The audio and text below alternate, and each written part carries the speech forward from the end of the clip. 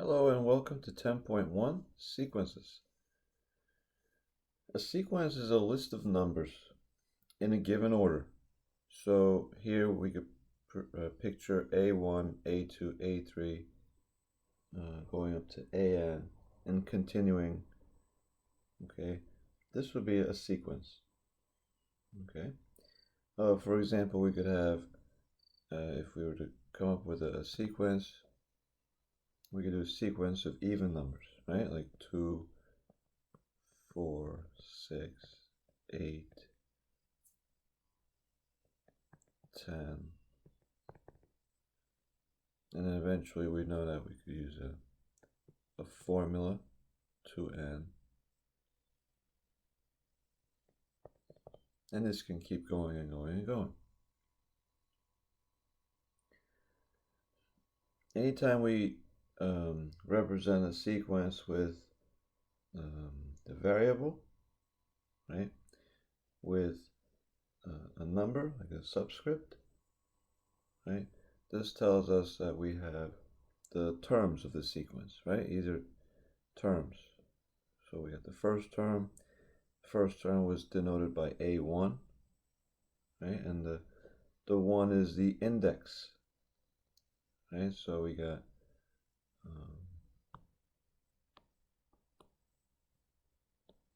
your index. A1 is itself is a term.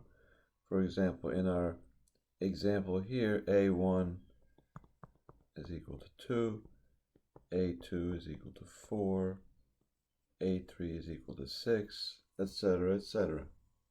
Okay.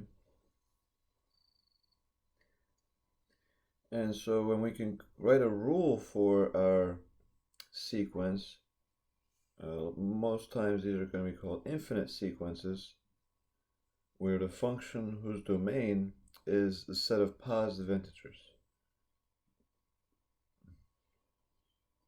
Okay. We can adjust the index to start at any number.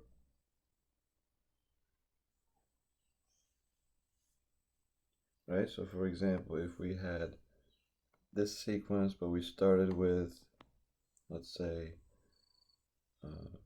12, 14, 16, 18, like that. Now we could adjust the formula. Instead of just having 2n, we could say that this would be what? Let's say we have an, and if 12 was the first term in the sequence, we would do 10 plus 2n. That way when we plug 1 in, we get 12. When we plug 2 in, we get 14, so on and so forth. Okay, sequences can be described by writing the rules that specify their terms, such as, okay, so here we have some formulas, right, for sequences. The an sequence is the square root of n's. Okay, so, and then each of these we could write out in terms of listing their terms. Okay, so for example, for an, we would say this is starting off with 1, square root of 1, square root of 2, square root of 3, so on and so forth.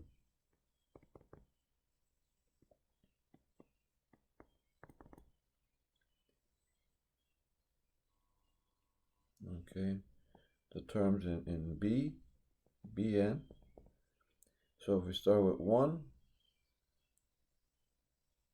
so that would be 1 over 1, and then negative 1 to the second power. So that would be positive, so the first term will be a 1. Put in the next 2, we have 1/2, and then negative 1 to the third power, that would be negative 1, so this would be negative 1/2. And then next we would get 3, 1 over 3, and negative 1 to the 4th power. So that'll be a positive 1/3. Okay, so this would continue like this.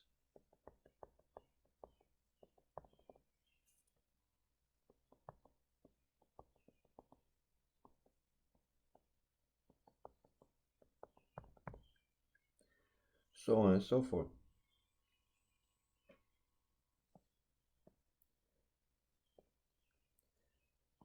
Okay, C.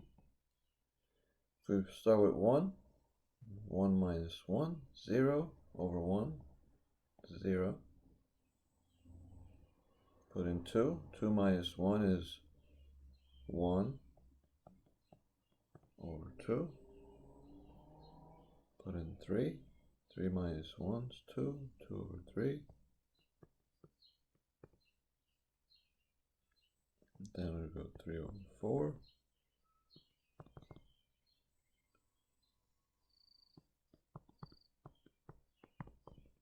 Okay, so on and so forth.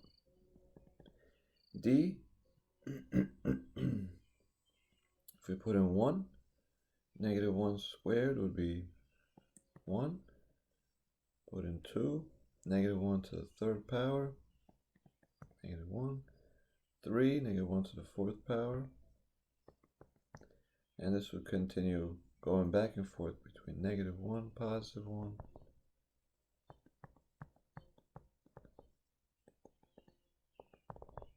Okay, so on and so forth. Okay, idea of convergence and divergence. So some of these sequences, they approach certain values, right? As n increases, the sequence ends up going towards a certain number. Okay, if it's going towards a certain number, we say that converges. Right, converges to a number. If no such limit, let's say, exists, then we say it diverges. Okay, like if it's going to infinity, then we would say it diverges. Okay, so here's a graphic of a sequence.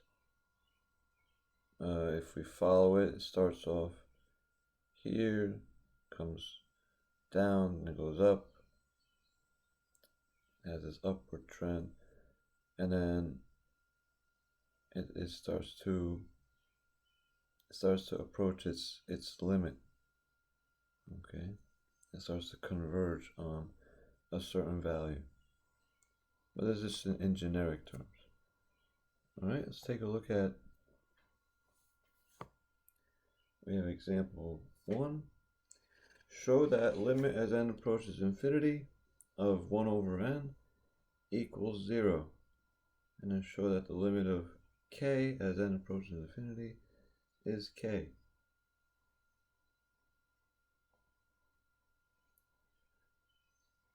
Okay, so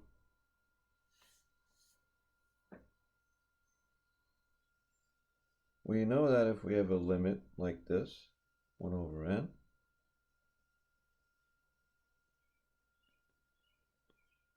right, and n is approaching infinity, 1 over n, this thing about what happens to this function as n gets really, really large, right?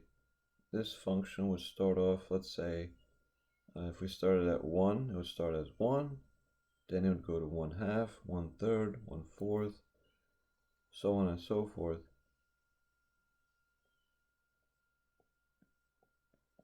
Right, and this would have this trend, and we would go, eventually we would go to 0. What? Not 0 quite, but very, very close to 0. Okay, so we know that this one's going to be 0. And then this is our constant function, k. So if you have, let's say this is k, the limit of k as n goes to infinity? Well, it doesn't matter, right? Because k is a constant function, and if y equals k, y is going to equal k forever, right? So this will stay at k for whatever n value you put in there. Okay, so yeah, this limit will be k. Okay, let's take a look at example 2.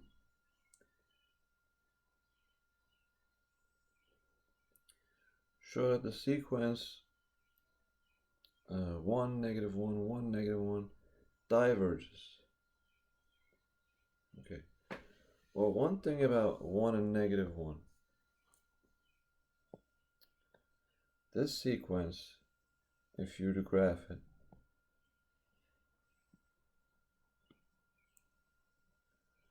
right, for n's, you're going to have 1, negative 1, right? You'll have 1, then you'll have negative 1, 1, negative 1, 1, negative 1. This is going to oscillate between 1 and negative 1.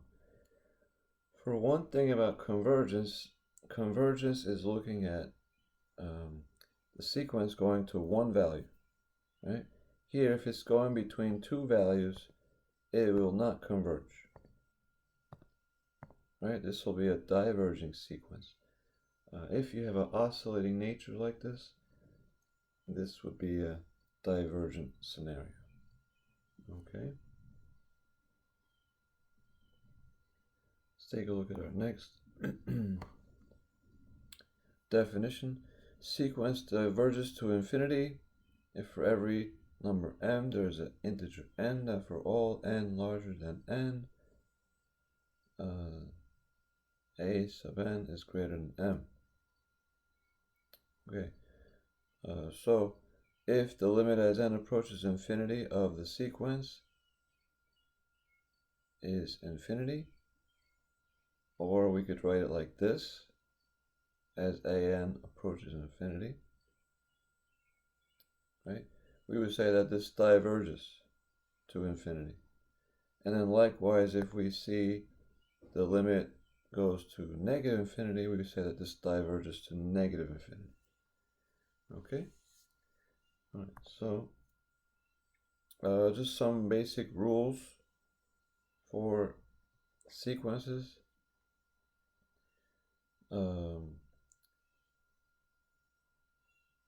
So you have the sum rule. You could add two sequences together. If they have limits, you would add their limits together. Like if the sequence converges to a certain value, right, like a and b, for the sum rule you add them, difference rule you subtract them. Okay, just like we do any of the rules for limits themselves, right, back in Calc 1. Any of the rules for limits we do the same way, right? Product rule, constant multiple quotient rule. All right, so let's take a look at an example. Okay, so if we're doing the limit as n approaches infinity of negative 1 over n, okay, we could say that this is negative 1 times the limit of 1 over n. Now the limit of 1 over n as n approaches infinity, we just said that this is 0. Basically we're doing negative 1 times 0, and so we end up with 0.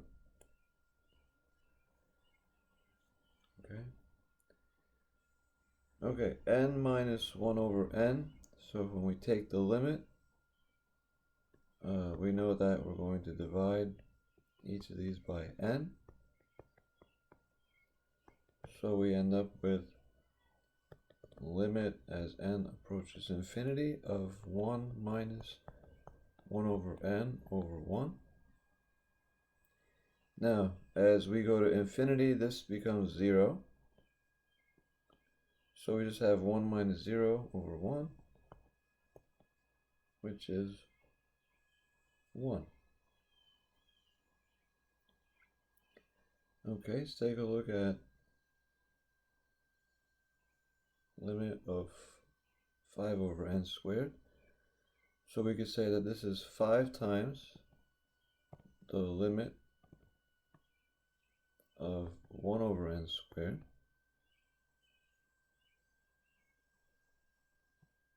And then if we go to infinity, right, if it helps you to think about this, you could also split this apart and say this is 5 times 1 over n times 1 over n. Take the limit. Well, 1 over n, we've seen this time and time again, goes to 0. Right, so we basically have 5 times 0 times 0, which will be 0. Okay, and the limit here for d, as n goes to infinity,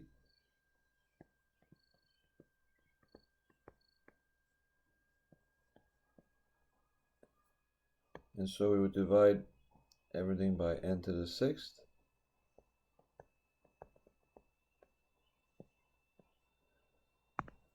So divide by n to the 6th, divide by n to the 6th. Okay, so we're left with 4 over n to the 6th minus 7 over 1 plus 3 over n to the 6th.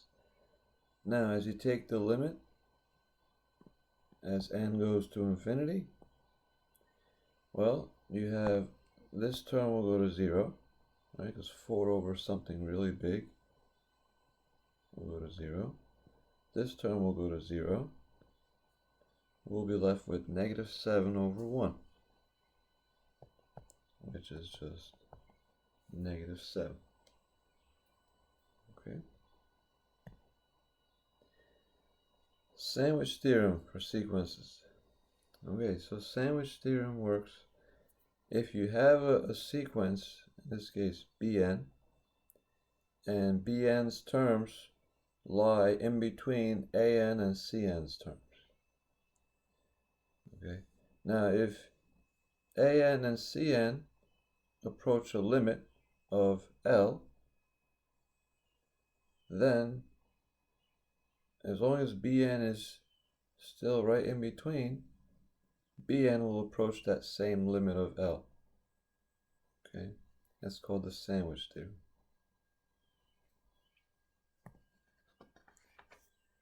Okay, so let's take a look at example 4.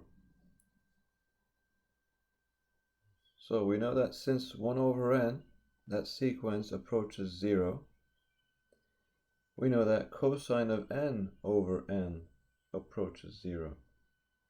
Okay, and the reasoning behind that is because we could put cosine of n over n as a middle sequence between two sequences. So we could have it be less than 1 over n, and it would be greater than or equal to negative 1 over n.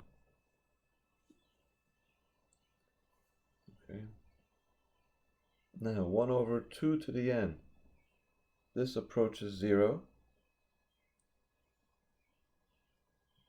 Okay. Well, one of the things is 1 over 2 to the n is less than or equal to 1 over n, but it's greater than or equal to 0.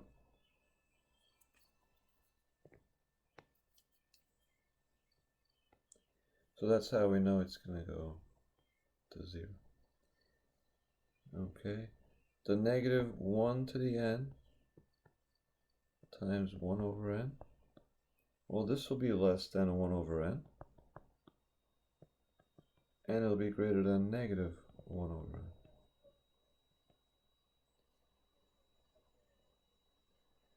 n. And then for d, if absolute value of an approaches 0, then an approaches 0. Okay, so an would be less than or equal to the absolute value of an, and at the same time it'll be greater than or equal to the negative of absolute value of an. Okay, let's take a look at our next example. Continuous function theorem. So if an is a sequence of real numbers and an approaches the limit, and f is a function that's continuous, then if we do f of an, that would approach f of the limit. Okay, so let's see how this works. So we know that they're saying show that the square root of n plus 1 over n approaches 1. Well, we know that the regular n plus 1 over n approaches 1. Okay, so if we take f of x to be the square root function, and our limit is 1, then we could say we have the square root of our sequence, right? The square root of the sequence would be the square root of our limit.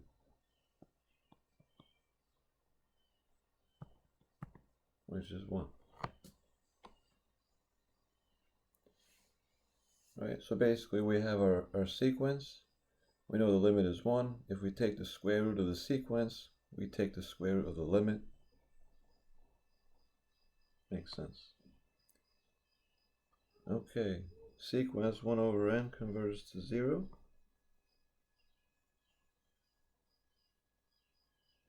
So if we say that our an is 1 over n,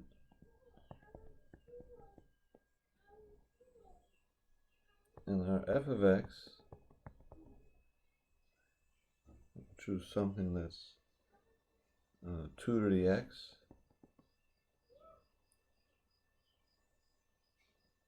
and we know the limit here is 0, right? It approaches 0.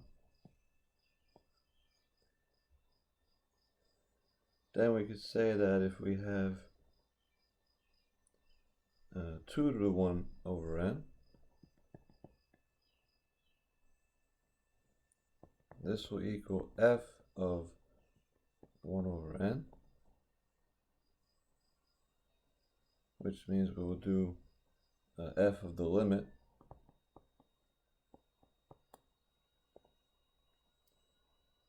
okay, which means we'll have 2 to the 0,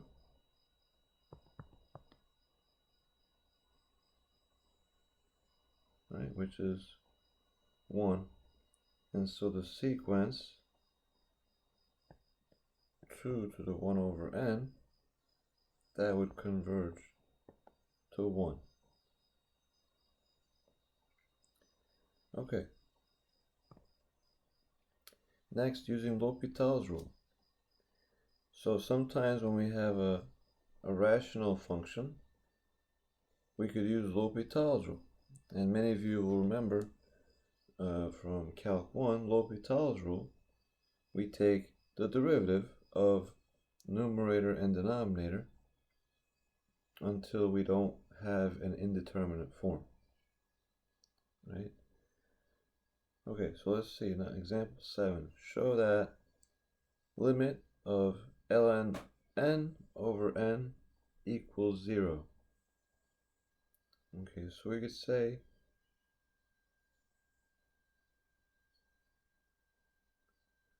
so if we do ln of n, we take the derivative of top and bottom. We would have 1 over n over 1.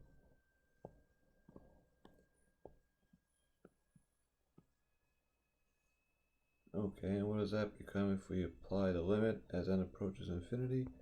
Top part becomes 0, bottom part stays as 1, and so we end up with 0.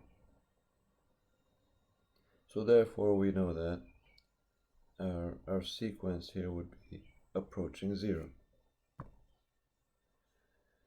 Does a sequence whose nth term is this converge? If so, find the limit. Okay, well, one of the things we have to do here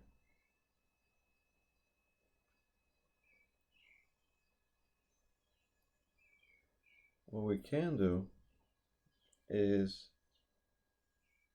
we could apply the ln to both sides.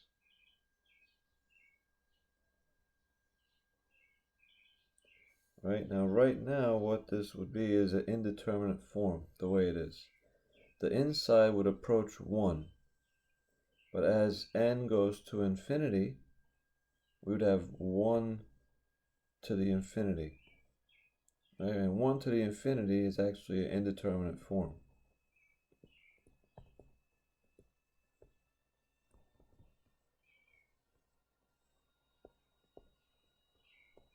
So we want to have 1 to infinity. So what we do in this case is we take the ln of both sides.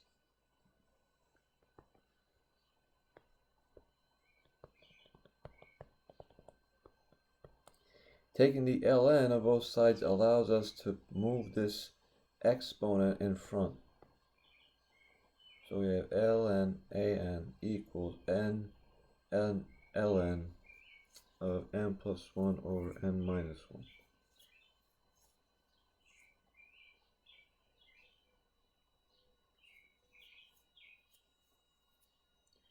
So now what we could do here, we're going to rewrite this as a rational function.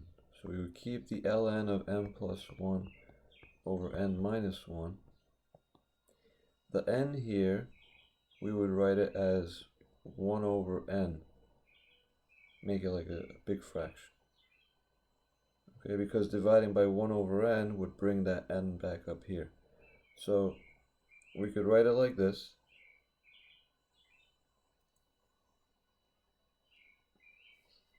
And now this would actually give us a 0 over 0 form, right? Because if we have ln of 1, right, because this goes to 1, ln of 1 is 0, and then 1 over infinity, that's 0. We have a 0 over 0 indeterminate form.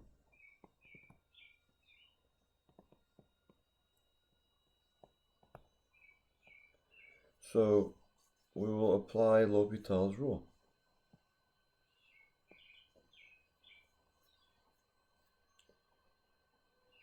Okay, so we take the derivative.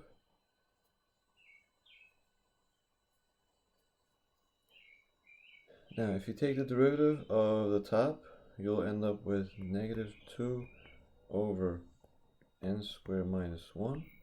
If you take the derivative of the bottom, you'll have negative 1 over n squared.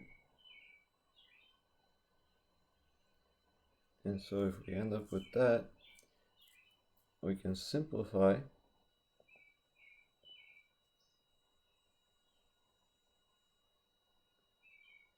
Right, we'll have the negative 2 and the negative 1, they'll cancel. We'll have a positive 2.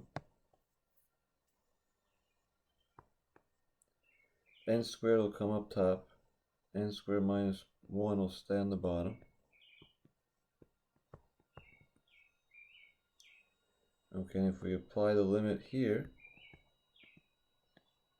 as n goes to infinity, what happens? We could divide everything by n squared.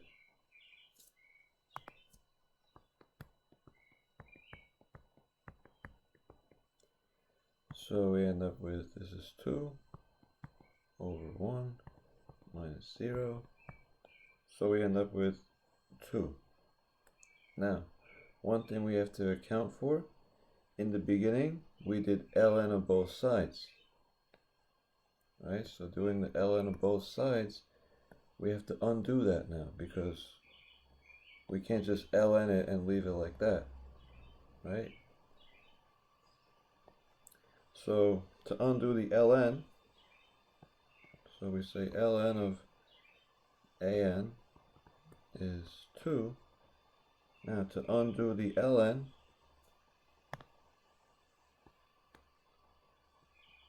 we undo ln with e as a base. Okay, so set e as a base on both sides so that the e and the ln would cancel. That would leave us with an, and so an would approach e squared.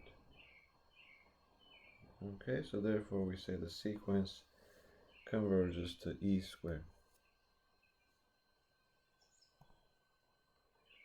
Okay, so some commonly occurring limits.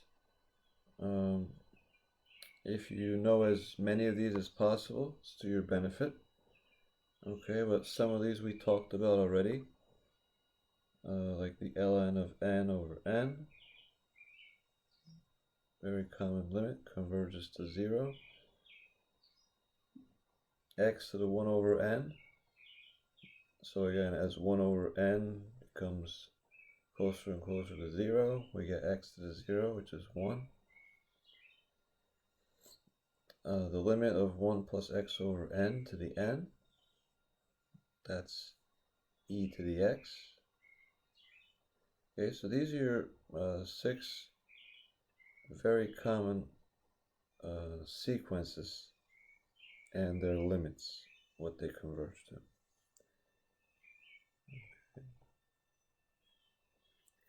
Okay, so let's use those common limits. So here we have ln of n squared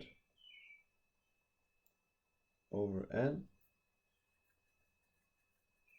So now using our properties of ln, the n squared, the 2, we can move to the front. So we can say 2 ln of n over n. And now remember from our Theorem 5, that table, or say that box with the 6 common limits, ln of n over n is 0. So we would say 2 times 0. So we would end up with 0. Okay, the nth root of n squared. Okay, so we could rewrite this as, we could say this is n to the 2 over n. Now, another way we could write n to the 2 over n is n to the 1 over n squared. And then n to the 1 over n, as n goes to infinity, right, would be 1. So we have 1 squared, which is 1.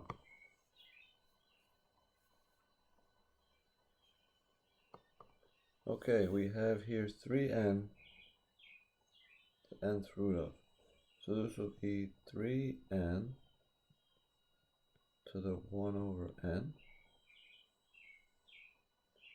which means we would have 3 to the 1 over n times n to the 1 over n.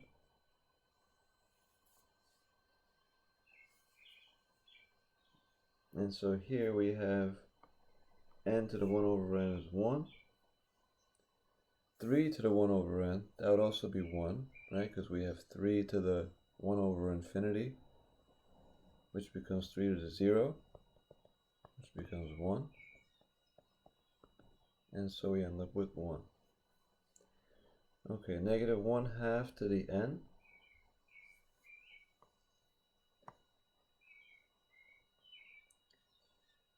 Okay, this would be like saying we have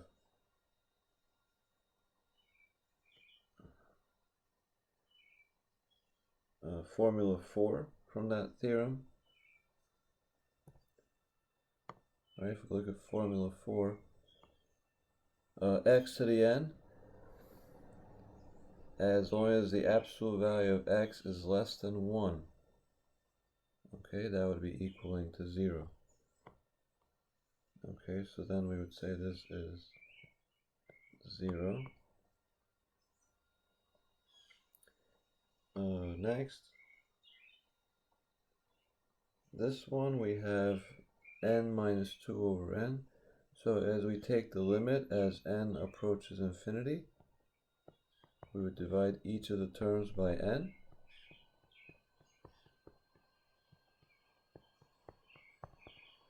So we have 1 minus 2 over n over 1.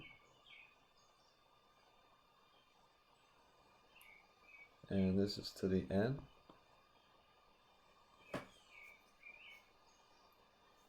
And so now this resembles formula 5. If you look at formula 5, it would resemble this, where we have negative 2 up here. So if this is negative 2, then we have e to the negative 2. Right? So that means this will be e to the negative 2. Okay, and then finally f, 100 to the n over n factorial. This is like formula 6, x to the n over n factorial for any x, and notice how it's equal to 0. Okay.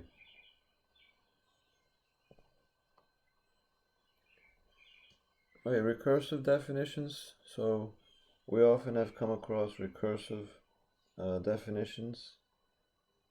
You could use values that are built in, right, the initial term, to come up with a rule, and we calculate the later terms from the terms that precede it. Right, the most famous, or one of the most famous, I should say, is the sequence of Fibonacci numbers. Right, where we say A1 is 1, A2 is 1, and then to get our next terms, we would say we take and add an to an minus 1 for n greater than 2. Okay, so we have 1 and 1. Then to get the next term, we add them. To get the next term, we add the 2 previous terms. Add the 2 previous terms. So on and so forth. Okay. And then next we have a brief discussion on bounded monotonic sequences. Okay. Bounded sequence and a monotonic sequence. Okay, so the sequence is bounded from above if there exists a number m such that an is less than or equal to m for all n. And this m is considered to be an upper bound for an. If m is an upper bound, but no number less than m is an upper bound, then we say m is the least upper bound. A sequence is bounded from below if there exists a number m such that an is greater than or equal to m for all n. The number m is a lower bound. Okay. If the sequence is bounded from above and below, then an is bounded. If an is not bounded, then we say an is an unbounded sequence. Alright, let's consider example 11. The sequence 1, 2, 3, and it keeps going, right? All the way up to n, keeps going past that. We would say it has no upper bound.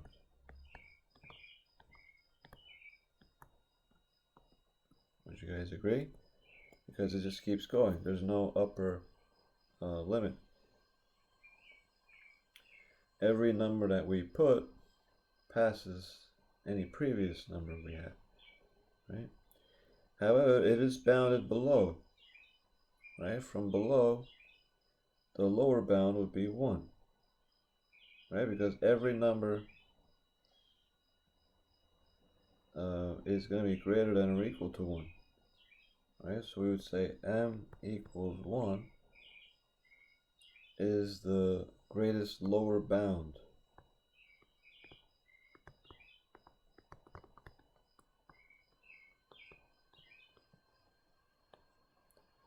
of the sequence. Okay, let's take a look at this one. Part B. 1/2, 2/3, 3/4, all the way up to n over n plus 1, and it keeps going. So what can we say here? So this would be bounded by above, correct? Think about what the limit would be going towards. Right, 3/4, 4/5, 5/6, 10/11, 99/100, right? So the upper bound, it's approaching 1. So m would equal 1, and we would say that this is the least upper bound.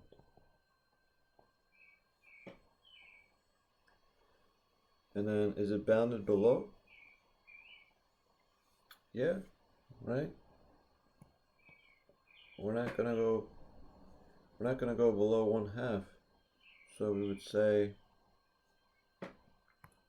m equals 1/2 would be the greatest lower bound.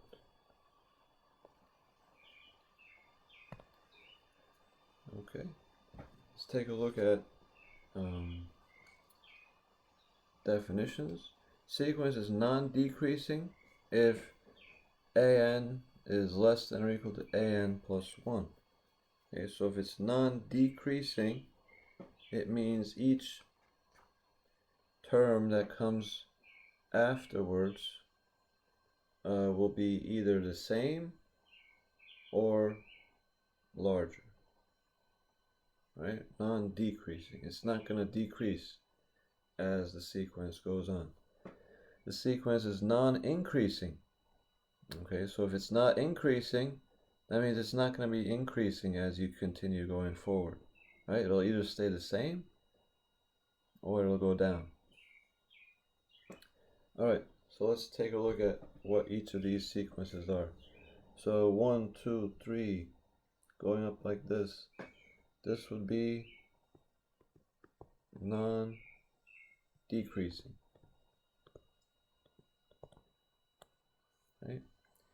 1/2, 2/3, 3/4, continue like this, would also be non-decreasing.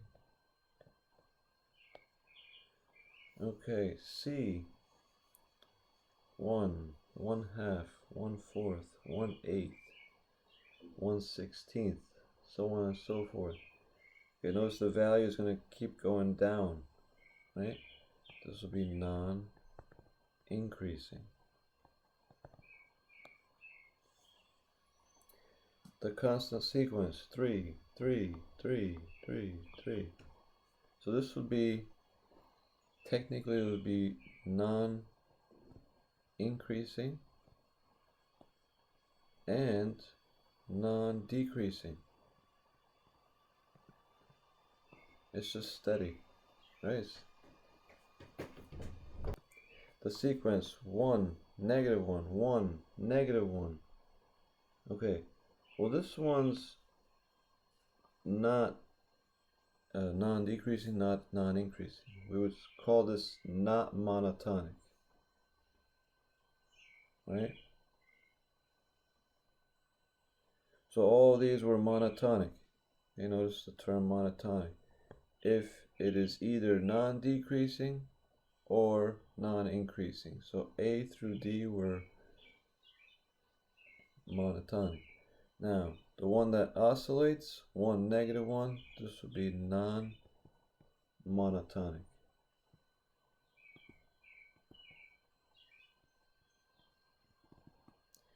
All right, and notice how a non-monotonic, this will not converge. Right? And then we finish up with Theorem 6, monotonic sequence theorem. If the sequence is both bounded and monotonic, then we know that the sequence converges. Okay, so that's it for today's lesson. Have a good day, and we'll see you soon.